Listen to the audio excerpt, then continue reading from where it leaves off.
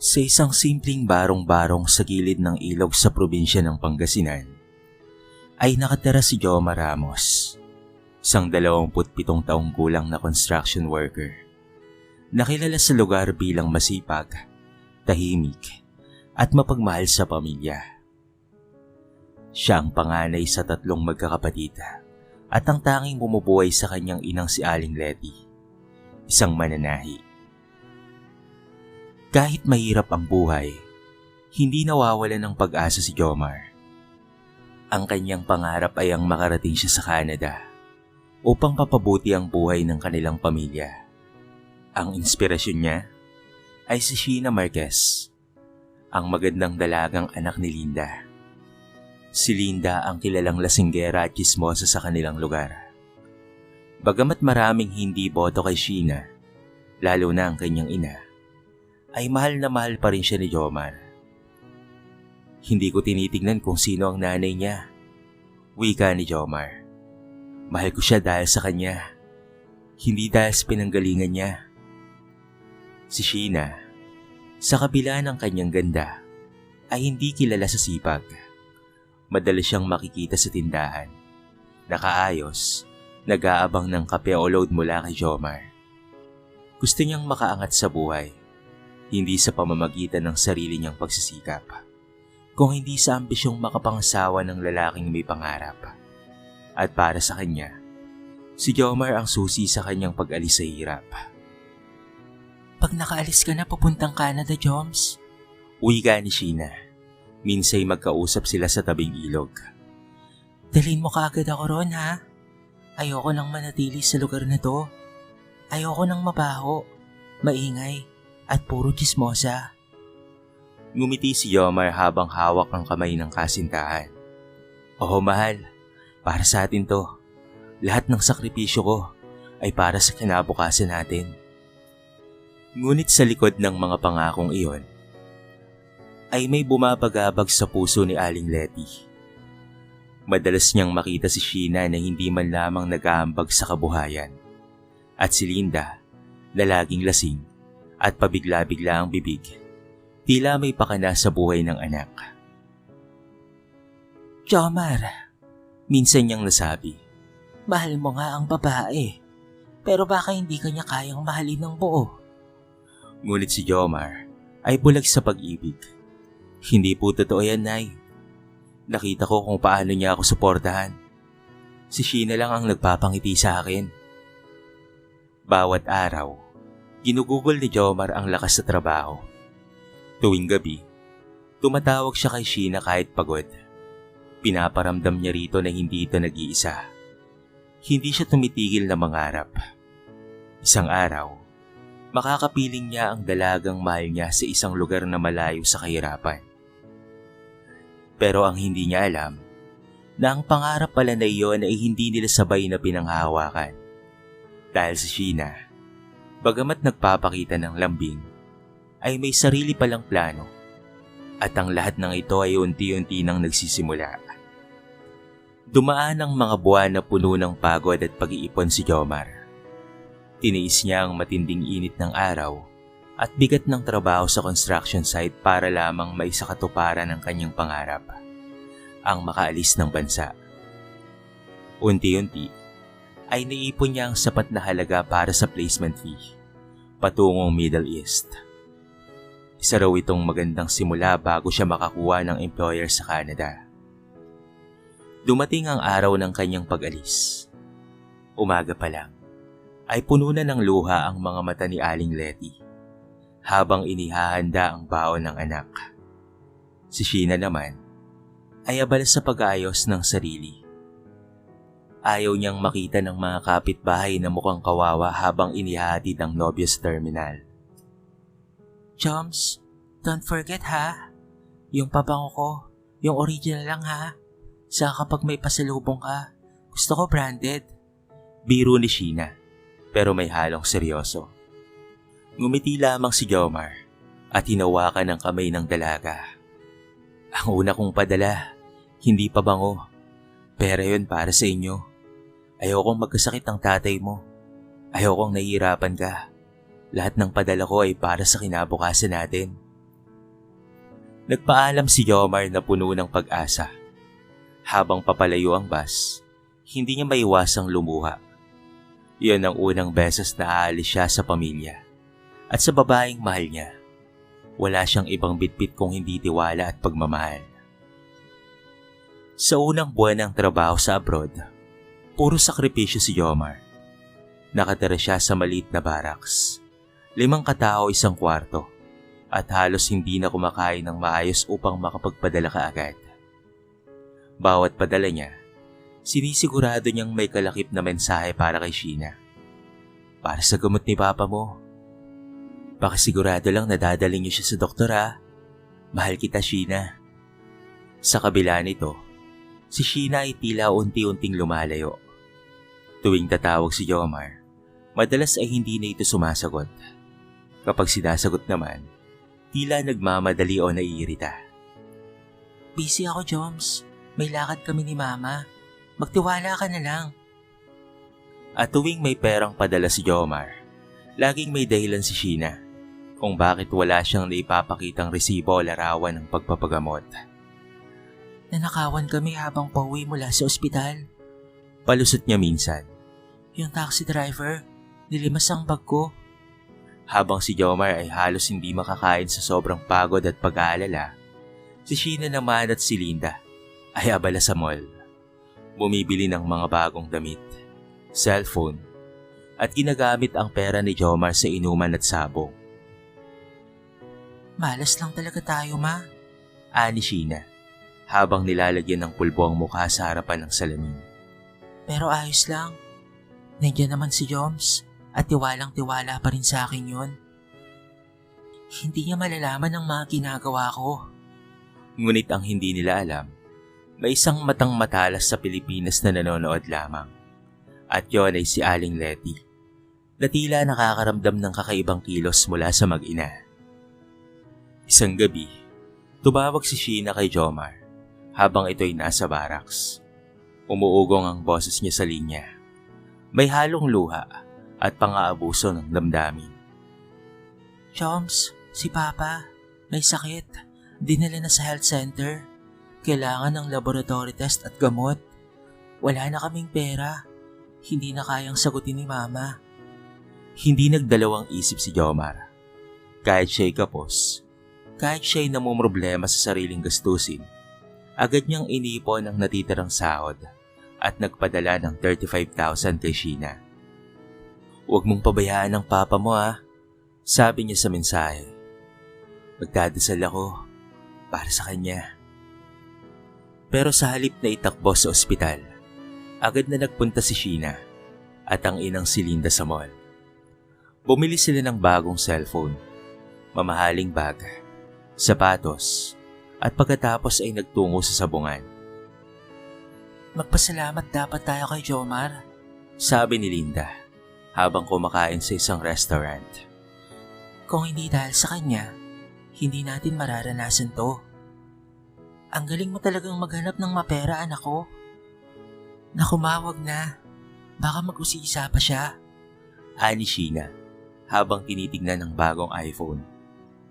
Kailangan may palusot tayo. Doon nila napagplanuhan ang isang kwento.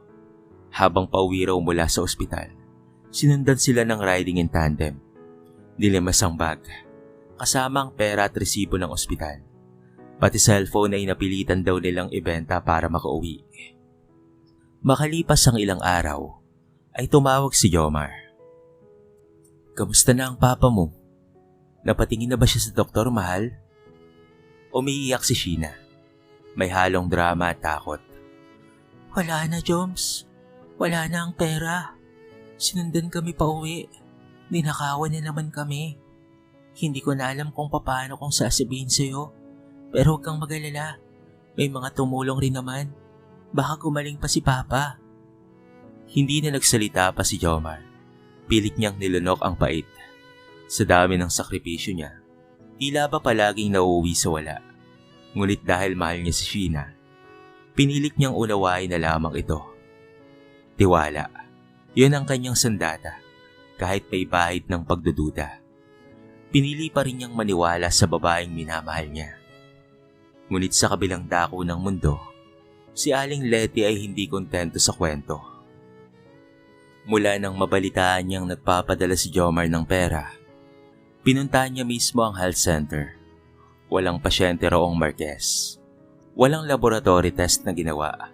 At higit sa lahat, walang ulat ng nakawan sa barangay sa petsang sinasabi ni Sheena. Hindi ako mapapalagay hanggat walang linaw. Bulong ni Aling Letty sa sarili. Hindi ako bastang magpapaniwala na lamang sa isang tulad ni Sheena. Kahit sinimulan na niya ang tahimik na investigasyon, nakita niya si Linda sa sabungan. Hawak ang bagong bag. Si Sheena naman ay nakita niyang nakaayos, tila hindi problemado.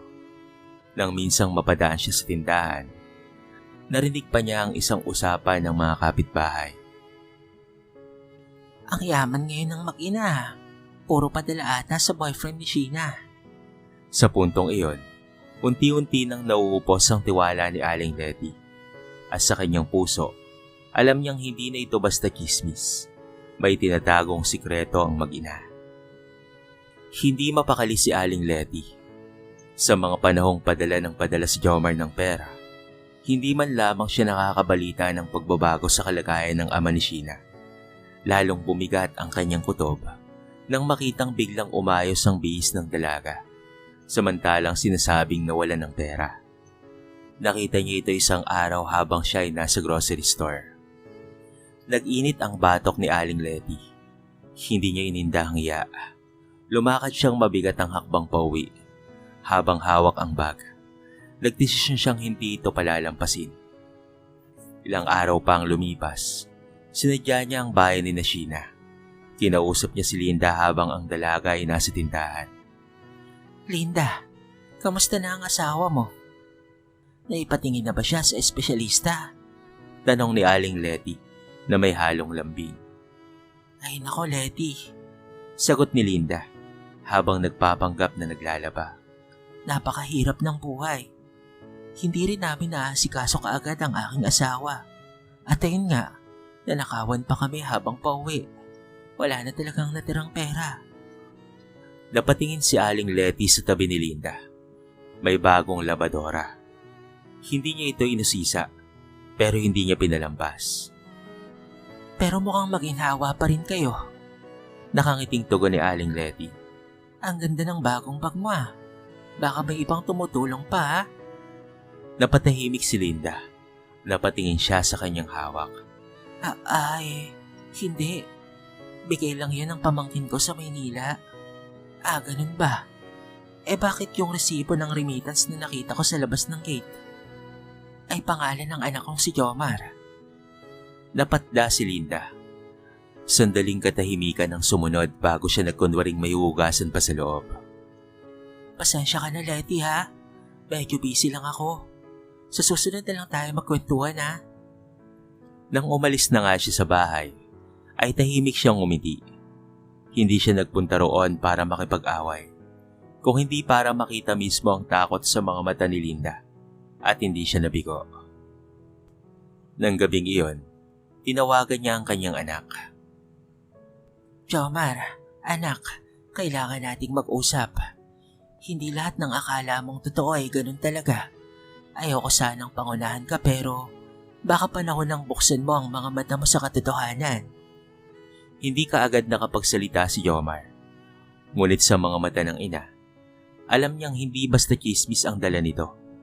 Nang ibinahagi ni Aling Letty ang natuklasan mula sa ospital hanggang sa pagbabagong bihis ni Sheena, unti-unting gumapang ang lamig sa kanyang dibdib. Ma, hindi ako makapaniwala. Hindi siya ganun. Anak, bulong ni Aling Letty. Minsan masakit ang katotohanan. Pero mas masakit ang lokohin habang buhay. Mabigat ang dibdib ni Jomar matapos ang tawag ng kanyang ina. Sa dami ng sakripisyo niya sa abroad, sa bawat padalang pera, sa bawat luha ng pagod, hindi niya inaakalang darating ang sandaling magdududa siya sa babaeng pinakamamahal niya. Gusto niyang maniwala. Gusto niyang isantabi ang mga sinabi ni Aling Letty. Pero sa tuwing naaalala niya ang mga salitang, Wala kaming natanggap na pasyenteng Marquez. Tila ba may pumipiga sa kanyang puso. Kinagabihan, nagpasya siyang tawagan si Sheena. Hindi niya na pinatagal pa. Sheena, diretsahan na lang. Totoo bang nanakawan kayo? Ha? Oo naman, Joms. Mabilis na sagot ni Sheena. Tila nagulat pero handa sa sagot. Hindi ko kaagad nasabi pero nag-report kami sa barangay. May kopya ba kayo ng blatter? Ha? Nagkakamot siya ng ulo kahit hindi siya nakikita ni Jomar sa tawag. Wala na. Nawala eh. Pero totoo yun. Huwag mo akong pagdudahan, Joms. Sigurado ka bang dinala niyo sa ospital si Papa mo? Dagdag niyang tanong. Mas mababa na ang boses. Puno ng bigat. Siyempre naman. Hindi ba sinabi ko na sa'yo? Pero Sheena, putol ni Jomar. Wala raw kayong record sa health center. Wala ring ulat ng nakawan sa barangay. At nakita ni Mama si Tita Linda sa sabungan. Tapos ikaw, may bagong cellphone. Hindi mo na kailangang magsinungaling pa. Napatahimik si Sheena. Ilang segundo ang lumipas bago siya muling nagsalita. Hindi mo ako naiintindihan, Joms. Alam mo bang nahihiya ako sa iyo? Nahihiya ako kasi hindi ko kayang pantayan ng ginagawa mo para sa akin. At nahihiya rin ako sa ibang tao kasi wala ako nang meron sila. Kaya naman nagastos ko yung mga pinapadala mo para makabili ako ng mga gamit na gusto ko. Pasensya ka na, Joms. Wala sa akin yun. Sa totoo lang, hindi ko kailangan ng paliwanag mo. Ang hinihingi ko lang naman sa'yo ay yung katapatan. Umiiyak na si Sheena doon sa kabilang linya. Sorry talaga, Joms. Nadala lang kami ni Mama. Nangihinayang rin kasi kami sa pera. Kaya naman ang iba ay pinangsugal ni Mama. Nagbabaka sakaling lumago pa. Pero sa uli natalo pa rin talaga. Nahihiya na ako sa iyo, Joms. Nagastos namin ng pera sa walang kabuluhan. Pero hindi ibig sabihin nun na hindi kita mahal. Mahal na mahal kita, Joms. Huwag mo naman sana akong iwan. Ngunit hindi kaagad sumagot si Jomar. Nakatingin siya sa kisame ng kwartong inuupahan niya. Pawisan, pagod, at ngayon ay wasak ang puso. Lahat ng paghihirap niya ay tila binastos lamang ng kanyang kasintahan.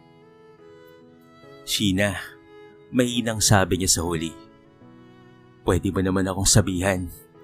Pero ako pa ang pinili mong lokohin. Hindi mo lang ako sinaktan. Pinagtakselan mo ang tiwala kong pinaghirapan kong itaguyod. Naputol ng tawag si Jomar. Walang iyak, walang galit, kung hindi isang katahimikang mas malalim pa sa sigaw lamang. Doon niya napagtanto na minsan, hindi sapat ang pagmamahal kung kapalit lamang ay kasinungalingan.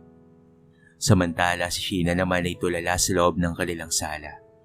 Humahagulgol siya sa balikat ng inang si Linda. Ma, paano na yan? Baka iwan na ako ng tuluyan ni Jomar. Hayaan mo siya, anak. Sagot ni Linda. Hindi lang siya ang lalaki sa mundo. Maghanap tayo ng mas mapera. Hindi mo kailangan ng maigpit sa pagmamahal. Kailangan mo ng mas malaking padala.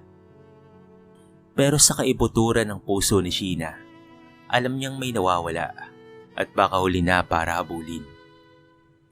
Sa bawat araw na lumilipas, lalong dumidilim ang mundo ni Jomar.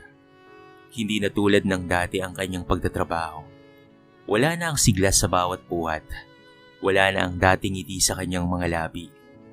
Bagamat patuloy pa rin siyang nagpapadala ng pera, ibinabaling niya na ito lahat sa kanyang inang si Aling Letty, na siyang tanging pinagkakatiwalaan niya ngayon. Samantala, sa Pilipinas ay patuloy pa rin sa pag-arte si Sheena na tila walang nagbago. Lumuluwas pa rin sa mall, nagpapagupit, bumibili ng bagong damit, at nagpapaganda. Pero sa likod ng kanyang kolorete, unti-unti nang bumabakat ang takot. Ramdam niyang lumalayo na si Jomar. Hindi na ito madalas na tumawag, at kung tumawag man, puro tanong lamang at hindi na lambing. Isang araw, may natanggap si Jomar na brown envelope mula sa kanyang ina. Sa loob nito ay mayroong mga larawan. Si Sheena na may hawak na shopping bag, si Linda sa sabungan, at resibo ng pinamili. Kalakip nito ang sulat ni Aling Letty.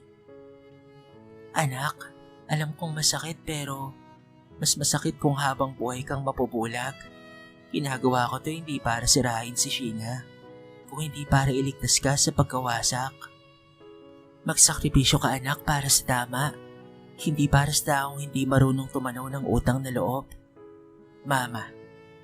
Habang binabasa ito ni Jomar, ay tumulo ang luha sa kanyang pisngi. Hindi dahil sa galit, kung hindi dahil sa tunay na pagkabigo. Lahat ng inalay niya, pagod, tiwala at pag-ibig, ay tila niyurakan lang. Naalala niya ang mga gabi sa barracks kung saan halos wala siyang tulog. Iniisip kung papaanong mapapasaya si Sheena. Pumasok siya sa banyo at sinigurado na walang makakarinig sa kanya. Doon siya napaiyak ng tahimik. Nakalod sa malamig na sahig. Pilit na binubuo ang peraso ng kanyang puso. Hindi niya alam kung papaanong sisimula ng pagputol sa isang relasyong siya mismo ang nangarap. Pero alam niya na hindi na siya kailanman babalik sa dati. Samantala si Sheena ay nagtataka kung bakit bigla na lamang hindi sinasagot ni Jomar ang kanyang mga tawag at mensahe. Pinilit niyang tumawag ng ilang beses, pero laging cannot be reached. Sa sobrang inis, ay nagtungo siya sa bahay ni Aling Letty. Ano bang problema mo sa akin ha? Sigaw niya sa matanda. Bakit mo pinapasukan si Jomar ng kung ano-anong lason patungkol sa akin? Tahimik lamang si Aling Letty. Sa kanyang kamay, hawak niya ang kopya ng mga ebidensyang ipinadala niya sa anak. Sheena, Kalmado niyang tugon. ang lason ay hindi galing sa akin. Ikaw ang nagluto niyan. Ako lang ang nagbukas ng takip. Natahimik si Sheena. Sa kabila ng kanyang sigaw, alam niyang wala na siyang laban. Hindi na siya makakapagsinungaling pa. Umalik siyang luhaan habang si Jomar, sa malayong lugar, ay nagpa siyang putulin na ang pag-ibig na minsan niyang pinanghawakan bilang pag-asa. Makalipas ang ilang linggo ng katahimikan at panlalamig, isang maikling mensahe lamang ang ipinadala ni Jomar kay Sheena. Maraming salamat sa lahat ng alaala, pero dito na natatapos ang kabanata natin. Huwag mo na akong hintayin pa. Walang paliwanag, walang away, isang diretsong pahayag na tila espada sa puso ni Sheena. Pilit siyang tumawag, nagpadala ng voice message na may halong luha, pagsusumamo at pagsisisi. Pero ang lahat ay nauwi sa message scene. Hindi niya matanggap. Para kay Sheena, si Jomar ay hindi lamang kasintahan. Ito ang naging sagot sa lahat ng ambisyon niyang umahon sa hirap. At ngayon, tila nagising siya sa isang bangungot. Iniwan siya ng lalaking handang ibigay ang lahat para sa kanya, dahil sa sarili niyang kasinungalingan. Ma, matulungan mo naman akong bawiin si Jomar. Naiiyak niyang hiling kay Linda, naabala sa pagsusugal online. Ay nako anak, Sagot ng ina. kung ako sa'yo, hahanap na lang ako ng iba. May mga balikbayan dyan na mas galante pa kay Jomar. Ngunit alam ni Sheena na hindi ganoon kasimple ang lahat. Dahil sa maliit nilang komunidad, mabilis na kumalat ang balita. Ang mga dating kaibigan ay lumayo. May ilan pa na lantaran siyang pinagtatawanan sa likod. Ayun si Sheena oh. Bulong ng isa. Nagalaw lang ng padala. Akala mo hindi mabubuko. Ang ganda-ganda pero tanga. Sayang yung lalaki. Habang bumabagsak si Sheena, kabaliktaran naman ang nangyayari kay Jomar. Ipinagpatuloy niya ang pagtatrabaho sa Middle East. Sa halip na mabalot sa lungkot, ginamit niya ang sakit bilang inspirasyon. Naging mas masigasig siya sa trabaho. Nag-ipon ng doble at nag-enroll sa online classes sa gabi upang matutunan ang mga skills na kakailanganin sa Canada. Sa bawat padala niya ngayon, tiyak na kay Aling Letty ang bagsak. Nagpatayo siya ng maliit na karinderya para sa ina at unti-unti niyang isinasaayos ang buhay nila. Isang araw, tumawag ang recruitment agency. Mr. Ramos, congratulations! You've been accepted to a Canadian employer. Malapit na po ang inyong visa. Hindi niya napigilan ng luha. Sa wakas, isa sa pinakamalaking pangarap niya ay unti-unti nang natutupad. Ngayon nawala na si Sheena sa tabi niya. Bumalik sa alaala niya ang mga panahong nagsisimula sila. Ang mga pangarap na sabay nilang binuo. Ang tabing ilog na puno ng mga pangakong hindi tinupad. Ngunit ngayon, hindi na siya bitter. Hindi na siya galit. Tanggap na niya na ang lahat ng ito ay bahagi ng proseso at minsan ay kailangan mong masaktan para matauhan.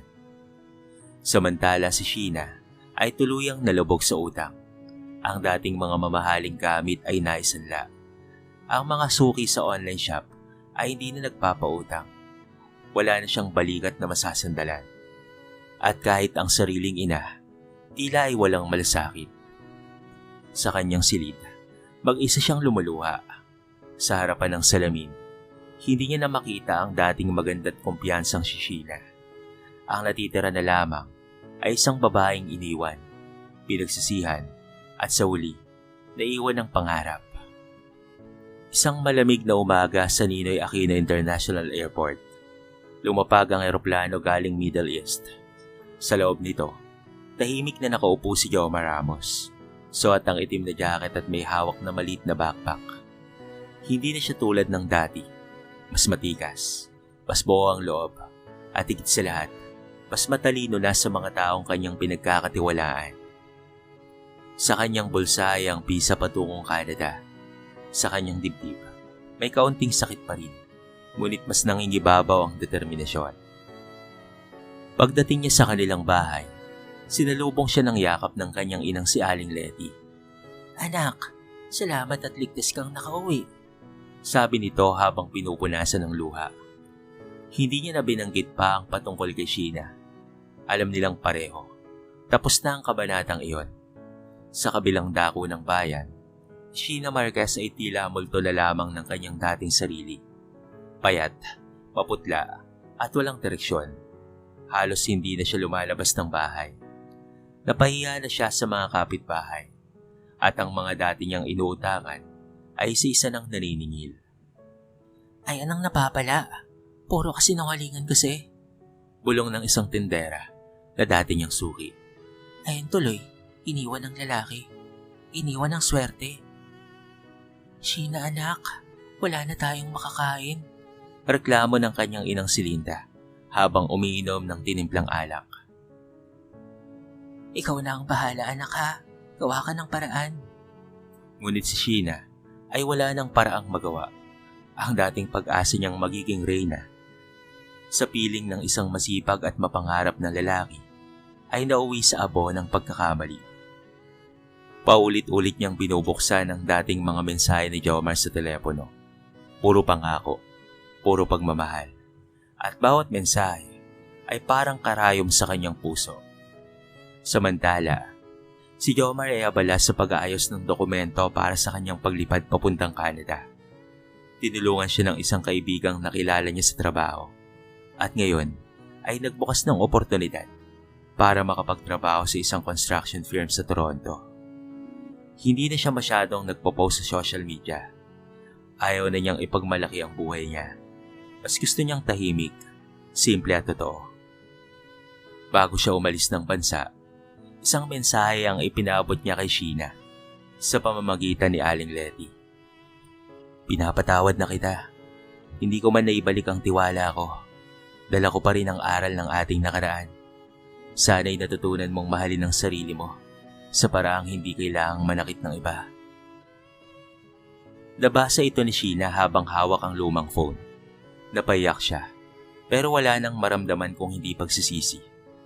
Ang kasinungalingang minsang ginamit upang magmukhang mabuti ay siya ring lasong unti-unting pumatay sa pag-ibig na tunay. At si Jomar, habang lumilipad patungong Canada, ay tahimik na nanalangin. Salamat po sa lahat, sa sakit, sa pagkabigo, at sa muling pagbangon. Ngayon ay panibagong simula na po, Panginoon.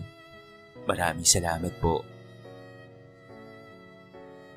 Sa buhay, hindi lahat ng pagmamahal ay nagtatapos sa kasalan.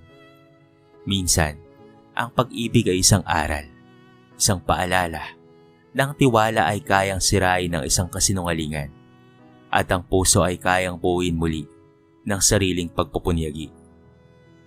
Sa huli, hindi ang pangarap na pinagsaluhan ang nananatili, kung hindi ang aral na iniwan ng pagkabigo.